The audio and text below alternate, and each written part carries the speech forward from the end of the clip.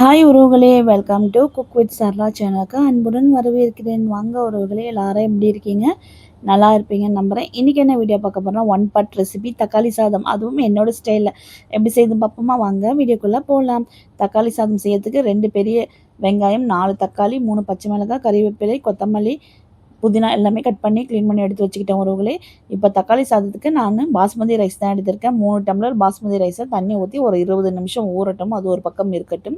இப்போ stove on பண்ணி cooker வச்சுட்டேன். ஆயில் ஊற்றிக்கிட்டேன். ஆயில் ஹீட் ஆனதும் நெய் ஒரு ஸ்பூன் ஆட் பண்ணிக்கிட்டேன் உறவுகளே. ஆட் பண்ணிவிட்டு இப்போ தாளிப்புக்கு கடுகு, சீரகம், சோம்பு அதுவும் ஆட் பண்ணிக்கிட்டேன். ஆட் பண்ணிவிட்டு கடுகு, சீரகம், சோம்பு பொரிஞ்சதும் பிரியாணி ஸ்பைசஸ்லாம் போட்டுக்கிட்டேன் உறவுகளே. பட்டை, லவங்கம், கிராம்பு, பிரியாணி இலை கொஞ்சமாக எல்லாமே போட்டுக்கிட்டு அதுக்கப்புறம் அதுவும் பொரிஞ்சதும் வெங்காயம் கட் பண்ணி வச்சுருந்தோம்ல 2 வெங்காயம் அதுவும் ஆட் பண்ணிக்கோங்க. அது கூட கறிவேப்பிலை, பச்சை மிளகாய் அதையும் ஆட் பண்ணிக்கோங்க. ஆட் பண்ணிவிட்டு நல்லா வதக்கணும் உறவுகளே. கோல்டன் ப்ரௌன் கலர் வர வரையும் நல்லா வதக்குங்க. கோல்டன் ப்ரௌன் கலர் வந்ததும் இப்போ தக்காளி ஆட் பண்ணிக்கலாம். தக்காளி கட் பண்ணி வச்ச தக்காளியும் ஆட் பண்ணிக்கோங்க. ஆட் பண்ணிட்டு நல்லா வதக்குங்க.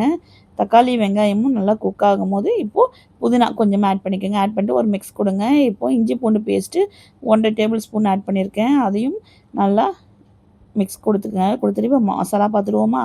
மஞ்சள்தூள், வெறும் மிளகாய் தூள் 1 ஸ்பூன் ஆட் பண்ணியிருக்கேன். ஆட் பண்ணிட்டு நல்லா மிக்ஸ் பண்ணுங்கள். மிக்ஸ் பண்ணிவிட்டு தயிர் 2 டேபிள் ஸ்பூன் ஆட் பண்ணிக்கோங்க.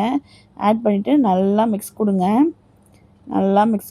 கொடுத்துட்டு இப்போ தேவையான அளவுக்கு தண்ணி ஆட் பண்ணிக்கோங்க. நான் 3 டம்ளர் பாஸ்மதி ரைஸ் எடுத்திருக்கேன். அதனால் 1 1/4 டம்ளர் தண்ணி, 1 டம்ளர் ரைஸ்னால் 1 1/4 டம்ளர் தண்ணி ஆட் பண்ணிவிட்டு அளவு தண்ணி ஊற்றிட்டு உப்பு ஆட் பண்ணிக்கோங்க. ஆட் பண்ணிட்டு ஒரு மிக்ஸ் கொடுத்துட்டு இப்போது பாஸ்மதி ரைஸ் எடுத்து ஆட் பண்ணிக்கோங்க. தண்ணியெல்லாம் ஃபில்டர் பண்ணிவிட்டு ஆட் பண்ணிவிட்டு நல்லா ஒரு மிக்ஸ் கொடுங்க. நல்லா கொதிச்சு பார்த்தீங்களா? இந்த ஸ்டேஜ் வர சொல்ல கொத்தமல்லி தூவிட்டு அதுக்கப்புறம் குக்கரை லிட்டு போட்டு க்ளோஸ் பண்ணிவிடுங்க உறவுகளே. க்ளோஸ் பண்ணிட்டு விசில் விட்டுருங்க. ஹை ஃப்ளேம்லேயே வைங்க உறவுகளே. ஹை ஃப்ளேமில் வச்சு 2 விசில் விடுங்க. 2 விசில் விட்டாலும் அரிசி நல்லாவே குக் ஆகிடும்.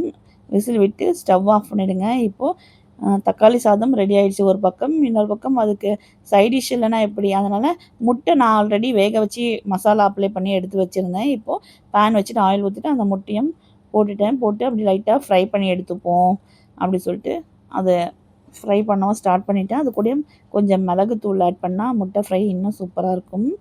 இந்த முட்டை ஃப்ரை வீடியோ வேணுன்னா ஆல்ரெடி நான் ஷார்ட் வீடியோ போட்டிருக்கேன், பாருங்கள் உறவுகளே. இப்போது விசிலும் நல்லா அடங்கிடுச்சு. இப்போது ஓப்பன் பண்ணி பார்ப்போம் குக்கரை. சூப்பராக இருக்குது உறவுகளே. ஒட்டவே இல்லை. ரைஸ் பார்க்க சொல்லி பலன்னு இருக்குது. செம சூப்பராக இருக்குது. வீடே மணமாக இருக்குது. சூப்பரான ஒன் பாட் ரெசிபி தக்காளி சாதம் ரெடி ஆகிடுச்சு உறவுகளே. லஞ்ச் பாக்ஸுக்கு செம சூப்பராக இருக்கும். கண்டிப்பாக இந்த வீடியோ உங்களுக்கு பயனுள்ளதாக இருக்கும்னு நினைக்கிறேன். கண்டிப்பாக நீங்களும் ட்ரை பண்ணி பாருங்கள் உறவுகளே தக்காளி சாதத்தை. இந்த வீடியோ பிடிச்சிருந்தா லைக் பண்ணுங்கள், கமெண்ட் பண்ணுங்கள், சப்ஸ்கிரைப் பண்ணுங்கள், சப்போர்ட் பண்ணுங்கள். கண்டிப்பாக வீடியோ ஸ்கிப் பண்ணாமல் பார்த்து சப்போர்ட் பண்ணுங்கள் உறவுகளே. நன்றி.